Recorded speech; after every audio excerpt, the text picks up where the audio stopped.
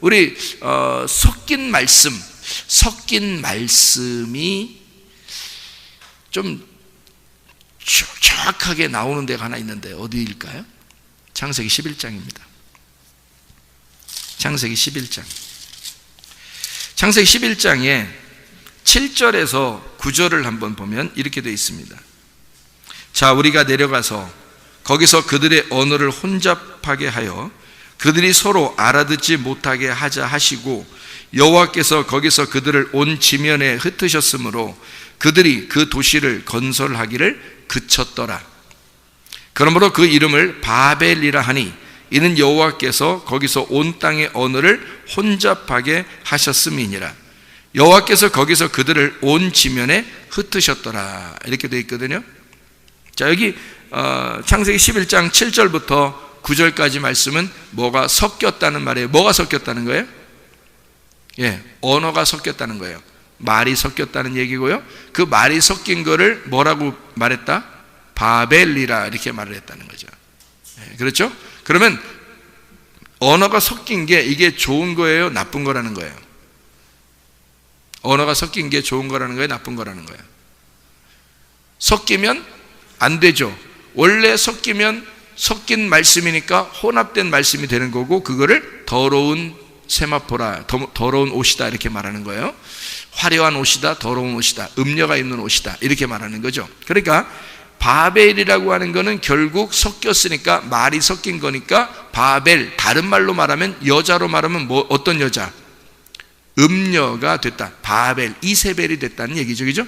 이세벨, 발람, 그 음녀 이렇게 되는 거죠. 그러니까 발람이나 이세벨이나 음녀나 바벨이나 같은 말이란 말이에요. 그죠? 그러니까 바벨은 섞였다는 말이고, 말씀이 섞였다 그래서 음녀고요. 그게 이세벨이고 발람의 교훈 이란 말입니다. 이해가 되겠죠? 자, 그러면 하나님이 원래 위에서 밑에 딱 섞어놓은 게 있단 말이에요. 섞어놓은 게 있으니까, 위에서 밑으로 섞어놓은 게 있으니까 밑에 지금 뭔가 언어들이, 자기들 말이 똑같이 하나가 있었다는 거예요. 그래서 위에 있는 말씀이 내려오니까 요게 밑에 있는 말씀들을 갖다가 섞어버렸다는 거죠. 그러면 보세요. 위에 있는 말씀과 아래에 있는 말씀이 섞이면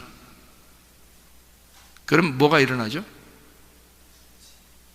전쟁이 일어납니다. 전쟁. 예, 위에 있는 말씀과 아래 말씀이 섞이면 전쟁이 일어나는 거예요. 자, 위에 말씀과 아래 말씀이 섞인 심판이 있었어요. 그게 뭐예요? 노아 홍수죠. 그죠? 노아 홍수. 노아 홍수가 일어나는 게 잘 된 거예요? 잘못된 거예요? 잘 된 거예요. 잘 된 거예요. 그러니까 누구한테 잘 된 거예요? 노아 방주 안에 들어간 사람들한테는 잘 된 거예요. 그런데 밖에 있는 사람들한테는 어떻게 된 거예요? 심판이죠. 사망을 가져오는 심판이 왔죠. 그러니까 밖에 있는 사람들한테는 심판이고, 노아 방주 안에 탄 사람들한테는 잘 된 거란 말이에요. 그죠? 그러니까 더러움을 다 씻어버리는 거니까. 그죠? 그러면 위의 말씀과 아래 말씀이 섞이면, 부딪히면 전쟁이 일어나고, 그것을 보통 바벨이라 그러고 이거를 심판이라 그런다. 무슨 말인지 알겠죠? 그러니까 음녀나 발람의 교훈이나 이세벨이나 이런 사람들은 하나님을 아예 모르는 사람들이에요? 하나님을 아는 사람들이에요? 하나님을 아는 사람들을 얘기하는 거라는 거죠. 그렇죠? 그러면 여러분, 하나님을 전혀 모르는 사람은 이세벨이라고 하지 않습니다. 음녀라고 하지 않습니다. 성경에. 발람의 교훈이라고 하지 않습니다. 화려한 옷을 입었다고 하지 않습니다. 그런데요, 교회에 와서 하나님 말씀을 들었어요. 하나님 말씀을 알게 된 사람들이 자기 생각이 살아있는데 하나님 말씀도 증거해요. 자기 말도 증거해요. 그러면 이게 섞여버린 거예요. 그죠? 섞여버렸으면 이게 자기가 화려한 옷을 입고 있는 거야. 자기를 포장하기 시작하는 거예요. 그죠? 하나님 말씀만 증거하려고 하지 않고 다른 말들이 자꾸 섞여 나와요. 이게 이세벨입니다. 이게 음료예요. 그러니까 성경은 뭐를 얘기하는 거예요? 교회 밖에 있는 사람을 얘기하는 거예요? 교회 안에 있는 사람들을 얘기하는 거예요? 교회 안에 있는 사람들을 얘기하는 거예요. 여러분 이걸 잘 알아야 돼요. 그래서 그거 잘 모르면 어떻게 되느냐, 이 세상에 있는 술을 마시는 그 여인들을 여러분 그 사람들 이상하게 보기 시작하는 거예요. 이 성경의 음료를 그건 줄 아는 거예요. 이게 성경의 이제 창녀를 그렇게 또 알고 있는 거예요. 그게 아닌데, 그들을 보면서 뭐를 깨달아야 되냐면 교회 안에 있는 그 사람들이 그렇다라는 걸 알아야 되는 건데, 그걸 모르는 거예요. 밖에 있는 사람들을 생각하는 거예요. 성경의 도둑놈을 밖에 있는 도둑질하는 사람으로 생각하는 거예요. 그러니까 이게 교회 안에 있는 사람인데, 교회 안에 있는 사람을 도둑놈이라고 해요. 가룟 유다를 성경에서는 도둑놈이라고 그러는 거죠. 가룟 유다를. 그러니까 성경의 도둑은 먼저 와서, 진짜 목자보다 먼저 와서 그 양들을 잡아가는, 먼저 와서 잡아가는 걸 도둑이라 그러는 거예요. 그 악한 목자라 그러는 거죠. 요한복음 10장에 나와 있는 그 도둑, 그게 결국은 뭐예요? 율법을 얘기하는 거예요. 그러니까 여러분 보세요. 예수 그리스도가 순수한 하늘의 말씀이 오기 전에는 율법이 율법다운 율법이 되지 못했었다는 얘기입니다. 그러니까 사람들의 생각하고 다 섞여버린 거예요.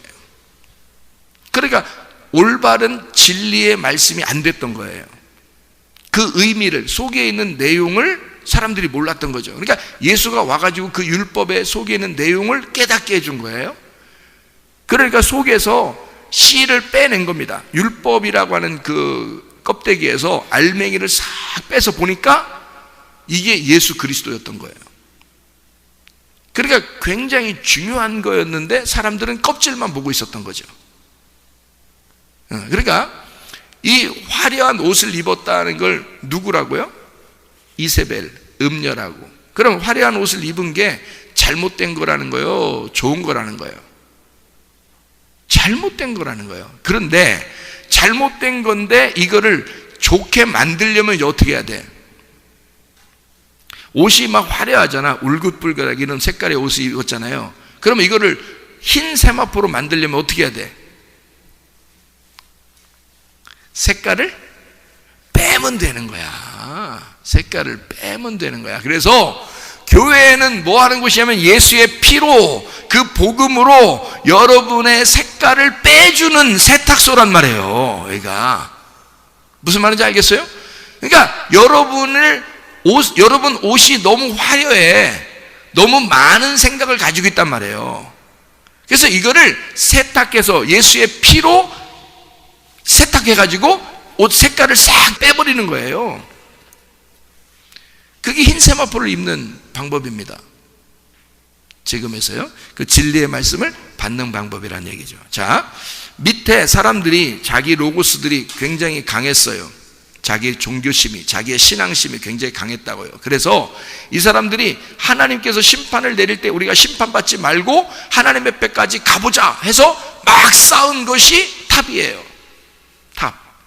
그런데 이렇게 올라와서는 얘들이 한없이 올라오게 생겼는데, 보니까 하나님 보실 때 한없이 얘들이 올라오게 생겼는데 이거 안 되겠다.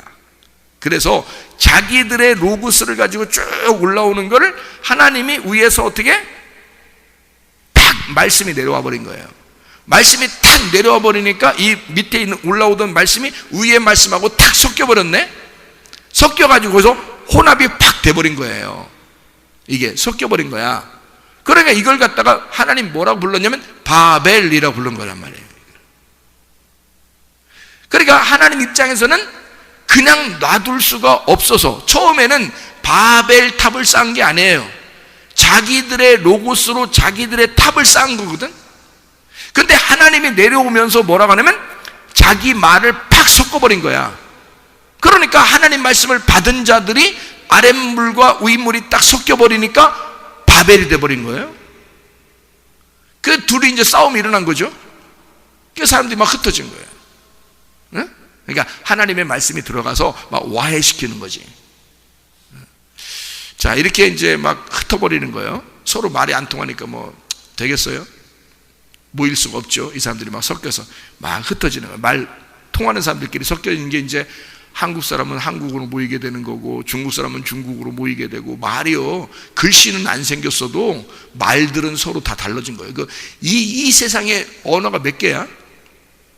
몰라. 그런 건 언어학자는 아는 거지. 우리가 뭐 어떻게 알아요? 근데 언어가 엄청 많을 거예요. 그죠?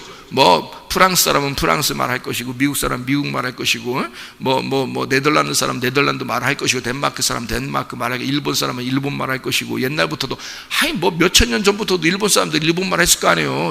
몇천 년 전에는 한국말 했겠어? 한국말 하다 갑자기 일본 말하고 그랬겠어요?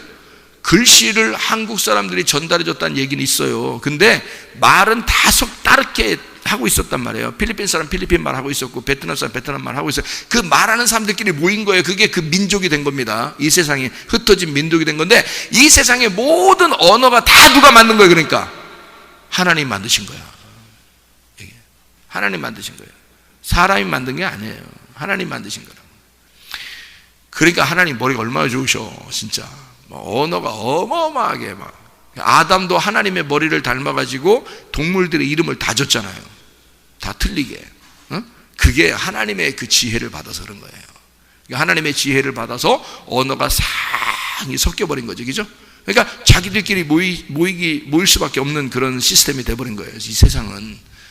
그렇게 섞였다가 이것이 여기서 이 세상의 모든 언어에서 말해요. 여러분 잘 봐요. 이 세상의 모든 언어가 다 다르죠. 그죠? 다 다르죠. 근데 하나님의 말씀은 동일해요? 아니에요? 동일하죠. 이 세상의 언어는 다 다른데 하나님의 언어는 어느 세상에서나 똑같아. 하나님의 말씀은, 위에 있는 말씀은 똑같아. 그 말씀으로 자기들의 언어를 싹 색깔을 빼버리면 하나님 말씀만 나오는 거야. 그래서 세계의 어느 사람이든지, 뭐 미국 사람이든 베트남 사람이든 필리핀 사람이든 하나님을 믿는 하나님의 백성, 진리의 말씀을 깨달은 사람은 자기의 색깔이 다 빠져서 서로 사랑하게 되고 하나가 된다는 거지. 그러니까 바벨이 먼저 왔을 때는 우리의 심판, 말씀에 대한 심판이란 말이에요. 이것이. 그러니까 화려한 색깔을 다 빼버리면 신부가 된다. 무슨 말인지 알겠죠? 그러니까 자 보세요. 하늘의 로고스와 나의 로고스가 부딪혀서 심판을 받게 되니까 하늘의 로고스가 결국 나의 로고스를 밀어내고 진리의 말씀이 내게 임하니까, 진리의 말씀이 내게 순수한 거룩한 깨끗한 그 말씀이, 성령의 말씀이 임하니까 이것이 뭐를 만들어내요? 구원을 만들어내더라는 거지. 하나님 아들을 창조해내더라는 거야. 그게 아브라함인 거예요. 창세기 11장에 바벨 사건이 있고 난 다음에 하나님 어떻게 해? 이들을 다 흩어버리고 한 명을 딱 선택하는 거야. 그게 창세기 12장이야. 그게 아브라함이었던 거예요.